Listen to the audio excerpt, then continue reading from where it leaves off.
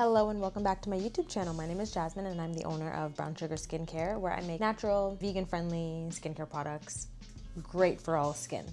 So I'm gonna preface this video by saying I'm not a professional. If this is the first time you've come across my video, hi, welcome to the channel. Today I'm gonna be teaching you how I make a very, very easy powder face mask.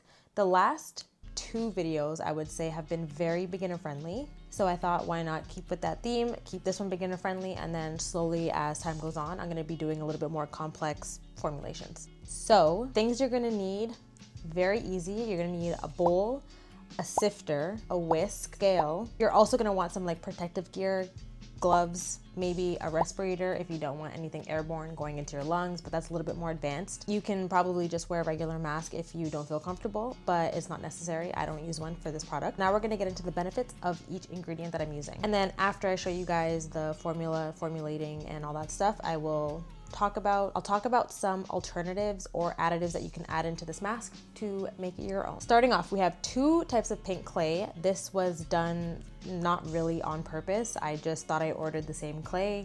I ended up not. I ordered a French pastel pink clay and then a French pink clay. They're very similar in makeup, but there are slight differences and I'll tell you guys about them. So starting off with pastel pink clay. This one is pretty soothing, calming for the skin, great for sensitive skin. It has a very, very gentle exfoliation, but it's also a pretty deep cleanser and it's great at detoxifying your pores. It's great at detoxifying your pores, getting all that dirt and stuff out of your pores, but it's also very gentle. So again, great for sensitive skin. I wanted to use only pastel pink clay, mainly because of how hydrating it is, although it's a clay and it's dry, but it's very hydrating for the skin. And that's what I wanted this face mask to be. I personally don't like masks that after you wash it off, your face is all tight. As soon as you dry your face is just tight and it's dry. I didn't want that. So I like this powder because it's very gentle. French pink clay is, again, very similar, but it's a little bit more known to be brightening and like revitalizing. This one is also very gentle as well, so I'm glad I still used it. But it is also actually really good at balancing your oil production. So if you are more oily, this powder could be more beneficial for you in that sense. So the takeaway, the main two differences is pastel pink clay is better for extremely sensitive skin and it provides a very gentle exfoliation. Like the closest thing I can tell you that it feels like is kinetic sand kind of, but much more finer. It's not that thick, but I'm just trying to give you guys an example of how gentle it is. And now French pink clay has a little bit more of an intense exfoliation. It's nothing drastic or it's nothing abrasive, but it's just a little bit more than the pastel pink. And this one is better at, I don't want to use the word aggressive, but the more aggressive detoxifying mechanism. So yeah, pastel pink, very, very sensitive skin. And then pink clay is, you can handle a little bit. Texture differences that you will be able to see is the pastel pink clay is finer and the pink clay is a little heavier. French pink clay is a combination of white and red clay, whereas the pastel pink clay is still a mixture of red and white. Again, it's just softer and lighter. Next up on my ingredient list, I have coconut milk powder. I love coconut milk powder. I put it in my face wash that I also have a tutorial, I use it in my face lotion that I have a tutorial on. It's just so moisturizing. I also love the smell of it, so maybe I'm a little biased, but it's very moisturizing. It has a lot of vitamins and it's great for anti-inflammatory. And it has anti-inflammatory properties helping with like redness, irritation, any inflammation. It has vitamins C and E, which are also great at protecting the skin against those external damages. I really like the coconut milk powder paired with the clay because both of them are very softening, hydrating, and will leave your skin feeling almost velvety once you rinse it off. Next up on the list, we have Rosehip Extract or Rosehip Powder. I chose to use this one because one, this was kind of like Valentine's-y themed, so I wanted as many ingredients as I could find to be pink, but the properties of it are phenomenal. This is also a moisturizing ingredient. It has healing properties, which I love for acne scars. Like if you pop a fresh pimple and there's like a little hole, that happens to me sometimes. That's usually what can cause my scarring. So I'll use this mask after I've popped a pimple. Even if it's a little bit open, it's okay to use because it's cleansing and it's cleaning out that area. It's also known for brightening. It's been known to help a lot with age spots, like dark spots, and just overall general discoloration. Last but not least on my list, I have papaya extract. This is a new ingredient to me that I don't have in any of my products. So I was excited to start incorporating this one because, again, the benefits are phenomenal. I liked this extract specifically because it's a little bit more coarse. It's still a fine powder, but I liked it because when I wanted my customers to wash off this mask from their face, I wanted them to be able to feel that mild exfoliation. So this is a product that you can kind of feel. Like, it doesn't feel like sand. It's a lot finer than sand, but you'll just feel a little bit of a scrub, which is what I wanted because I love facial exfoliations. So I wanted to incorporate something like that, but that was still gentle enough for those with sensitive skin. Papaya extract is similar to rosehip in the sense of it helps with discoloration, evening skin tone, anti-inflammatory, and it has a bunch of antioxidants. So overall, this face mask was designed to protect and hydrate while still being gentle enough for those with sensitive skin. I also love the fact that when you mix it with whatever your choice of liquid is, warm water, apple cider vinegar, whatever it may be, aloe gel, the pink mask, I just feel like it's so girly and cute and feminine that I was really excited to include this within my Valentine's bundle.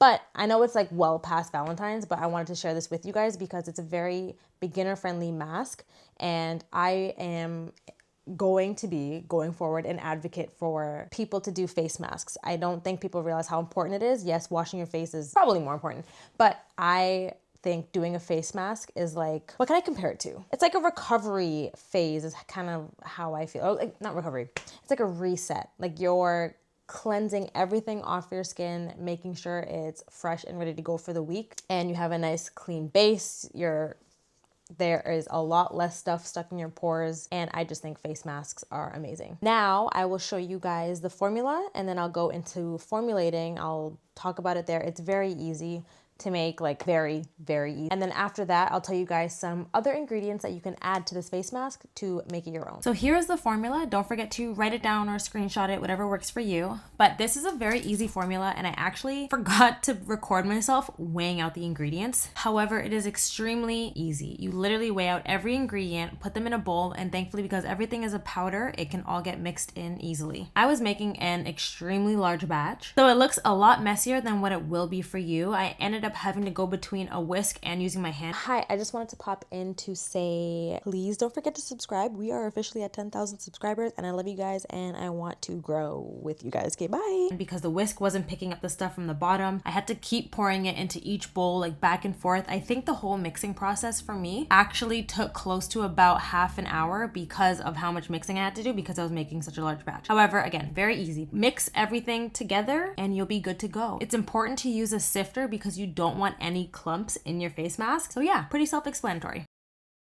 Okay, so now that all the formulating is over, I'm going to talk to you guys about some things that you can add to this face mask to make it your own. So just to preface this, I am a vegan-friendly line, so I'm not able to incorporate things like honey. But if I wasn't, and if I was making this for myself, not even a question, I would add honey powder. Or if you don't want to add, if you don't even have honey powder, you can add honey in while you're mixing it with your liquid of choice. That way you're still getting the honey benefits. Honey is such a powerful humectant, helping moisturize the skin even more by drawing moisture out from the air and depositing it into your skin, which is a great natural humectant, which I love. Another version of that would be vegetable glycerin, which is one that I use commonly because it's vegan friendly. Yeah, if you can add honey, 100% without doubt. Other things you can add, I kind of mentioned it before, but you can add aloe vera gel as well. You can either use that as your liquid to mix the powder with and then apply that to your face, or you can add it in with a little bit of water. Now, if you don't want to use just regular water, I would recommend using a floral extract, maybe rose water, chamomile water, lavender water. If you have any type of, I don't want to say flavored, any type of hydrosol type,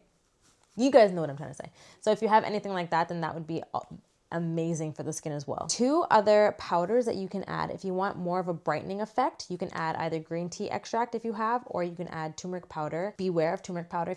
If you've never used it before, it can stain. So I want to stay away from this because there's nothing else to help wash off the turmeric, and I didn't want this to stain your skin. So if I did, I would probably use turmeric powder in a emulsified face mask, like a mud mask. If you guys want a tutorial on how to make a mud mask, I'll be happy to make one. I've made them before. But that would help the wash off of the turmeric and help you not stain the skin. Whereas you can use something like green tea extract, which won't stain the skin, but it has amazing brightening properties. Green tea extract is one of the best things that you can use aside from coffee extracts as well. But for under eye, dark circles, anything like that, green tea extract is amazing. Green tea is also really good for those that may be more prone to acne breakouts. Like if you have consistent acne here or on the forehead, green tea is something that I think you should heavily look into. If you want, you can also add in some essential oils. Once you mix your powder with your liquid, you can add in a drop or two of an essential oil. A good one would be lavender to help calm the skin. And also, again, if you have acne, lavender is great at calming that and cleansing your acne as well. Last but not least, I actually know a lot of people do like to mix their powders with yogurt, specifically Greek yogurt, but it's known to contain lactic acid, which helps gently exfoliating the skin and very mildly exfoliating the skin, leaving it feeling very smooth. And also if your yogurt was in the fridge, which it should have been, then the cooling sensation would also be really nice. And how to use this mask, I have talked about it a couple of times already in this video, but it's very simple. You mix this powder however much you want with a liquid of your choice, whether it's water, lavender water, or yogurt, or aloe vera gel. Mix that into a paste. Again, use your discretion. So if you want it to be thicker, add more powder. If you want it to be less, add more of your liquid. And then at the end, before you apply it, if you want, you can add an essential oil. You don't have to, but it's a good option. And then apply it to your face. Let it dry for about 10 to 15 minutes or however long it takes to dry. Depending on what you use as your liquid, it will determine the drying length time. And you have just made your very own hydrating, exfoliating, sensitive skin friendly, did I say brightening? Brightening face mask. If you have any questions at all, please comment them down below. I do my best to respond to all comments. And if there's any type of product that you want to see me make, please let me know. I have gotten some comments. People want to see me make my perfume oils, which I have filmed actually. I just need to do the talking part. Body oils people have asked for, and there's other things that I just can't remember off the top of my head. But if you've made it to the end of this video, I just wanted to say thank you very much. I hope you gained a little bit of knowledge, and I really hope you make this product. If you do and you tweak it to make it your own, definitely let me know. I would love to see people make the things that I make. Even if you just take a picture of it, tag me on Instagram, and then I'll repost it. I would love to see that. I would love to see that. Even if it's not this product, it can be anything that I've made in the past, or if you're inspired by it, please tag me. But if you do tag me on Instagram, please make sure your accounts are public because I don't get notified when a private account tags me in their story. Anywho, thank you for watching this video, and I will see you guys in the next one.